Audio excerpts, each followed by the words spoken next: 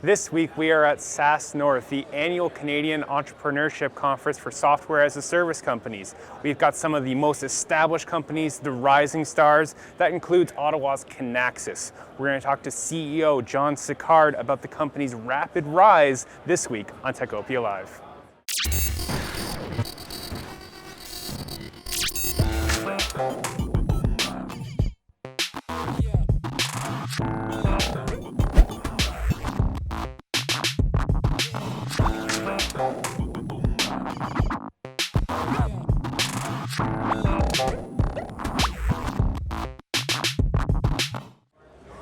Hello, ladies and gentlemen. Welcome to Techopia Live. I'm your host, Craig Lord, the editor here at Techopia. This week, if you haven't guessed, we are at SaaS North, the annual Software as a Service conference here in Ottawa at the Shaw Centre.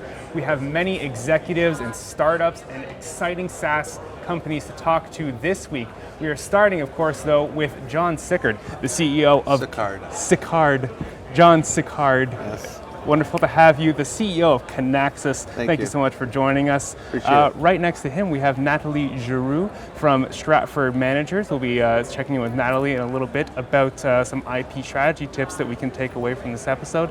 But of course, John, you just gave a great keynote talk about enterprise class SaaS. Yes. I was almost going to stumble on that one. It's a bit of a tongue twister, but Kinaxis, for those that don't know, has some amazing large customers like Honda, Toyota, Johnson Electric, some huge names in the industry that you're helping to manage their supply chains.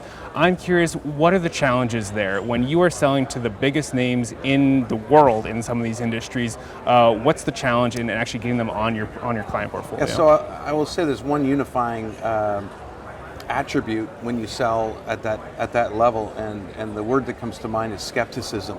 You are almost invariably met with skepticism when you're entering, especially if you're not SAP or Oracle, I'll say. Yeah. Okay, and so our sales cycles tend to be in that sort of 18-month sales cycle for these large enterprises, and what distinguishes us is we lead with proof, not PowerPoint. That is a big differentiator, and it's very much appreciated by those very, very large customers, again, because they tend to be skeptical. They don't believe that you can actually handle them. They're very large and global. To some extent, as you mentioned some of the names there, you get some trust by association, which is very helpful, but everyone is special. And so at Kinaxis, we tend to lead with proof over PowerPoint. So what is proof? Is that data? Is that, what exactly do you mean there? It often involves testing the software with their data, because they want to see what it actually looks like. That's not, we can load this in very, very quickly. We might call it proof of concept.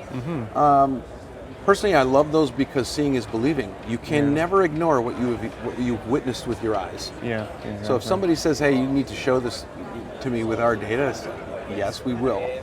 And we also, again, because we know we're quite confident that once they experience the Kinaxis way, this notion of concurrent planning, they'll never be able to walk away from it. That word confident is one I've heard you say a lot of times on the quarterly conference calls, that Kinaxis is confident because of that proof, maybe because you know what your offering is with rapid response, the software that Kinaxis is known for in supply chains. And that software, that intellectual property that Kinaxis has is something Natalie knows well. Kinaxis, a client of Stratford Managers. Natalie, what are some of the things that we need to be keeping in mind when you're trying to do what Kinaxis has done and go global and really take on some of these big names with your software? Yeah, so we've been managing the intellectual property of Kinaxis for a year and a half now. And the key things is to make sure the entire culture of the company is focused on intellectual property protection, so they know how to not lose the IP before it's protected properly. We filed about 18 patents in the last year and a half, which shows the growth and the creativity of your team. And we're also managing 5 trade secrets, which is really important in the SaaS area, to actually keep some IP and protect it carefully with trade secrets. So, yes. To distinguish from those names we talked about before, the SAPs, the Oracles, and the spaces. John, one of the things I'm interested in, we talked about some of those big names you have, targeting markets like Japan, for instance. you're doing that from Ottawa, though, when you've actually recently doubled down on Ottawa, you're moving and building actually a bigger headquarters for Kinaxis. Is it difficult to sell to these major international markets from Ottawa? So, what we've come to learn, both in Japan and large parts of Europe, is there's a difference between where your intellectual property is produced. It's perfectly legitimate to produce your intellectual property in one place, and we, our what we call an R&D factory is here in Ottawa, and we're quite proud, obviously to have this Canadian technology being leveraged by some of the world's largest, most renowned, quite frankly, brands. And but as it relates to selling, you do have to invest in selling in a local manner. In Japan specifically, selling to enterprise class customers tends to be through a third party. This is very common, and so part of this is understanding how does business happen in Japan, and you're not going to change it. This is a very old culture, and so you have to embrace it and work within the guides to make sure that that you're very respectful of how they want to conduct business. So we have an office in Tokyo.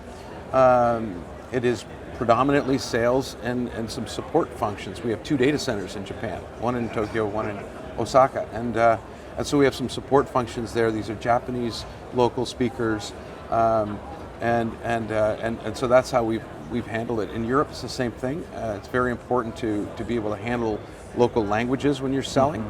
The other thing that I've come to learn, it's almost like these enterprise companies don't believe you're serious about the region unless you invest in them. Yeah. And investing in them does not mean I've opened up a huge R&D shop. That's not what it means. But to have a presence, to say we have a data center in Amsterdam to serve the European market. It's a very deliberate thing, and it's a statement to the region. The selling functions and the individuals involved in selling are Europeans. And the same goes with Asia. Yeah, you're not just dropping in, dropping out. You're here right. So I think, I think it is. You would be less effective if you thought you could literally, create a cocoon here in Ottawa with 100% of your sales here, and you're going to go sell to a Toyota. It would be very difficult. Yeah, for sure. Well, John, thank you so much for joining us. Been lovely to get your insights here at SaaS North, and as well Natalie from our great sponsor, Stratford Managers. Thank you both so much for taking some time away from the conference. I'll let you get back and some of the networking and other talks that we're having today at SaaS North. Thank you very much. Privilege. Thank you. Before I let you go, though, I want to take a quick moment and thank some of our sponsors, without whom Techopia Live would not be possible. I want to start with Number Crunch, offering virtual CFO services to SaaS firms. There's Pearlie Robertson, Hill McDougall, a leader in business and tech law. There's TD Bank, offering specialized programs for tech firms. There's the University of Ottawa Faculty of Engineering, creating the next generation of technical talent. There's KRP Properties, offering so much more than just space. And of course, we have Natalie here today from Stratford Managers, offering services to help you scale up your tech venture. And of course, Techopia is not just this fantastic show. We are also available online with daily articles covering Ottawa's tech scene. You can follow us on social, on Facebook and Twitter at Techopia OTT. And if you're watching us on YouTube, please leave us a like and a comment and subscribe if you'd like to see more of our weekly tech interviews. Apart from that, I just want to thank you again very much for joining us for this week's episode from SaaS North. Check back for more of our interviews from the annual Software as a Service conference here in Ottawa. Thanks. Okay. Great.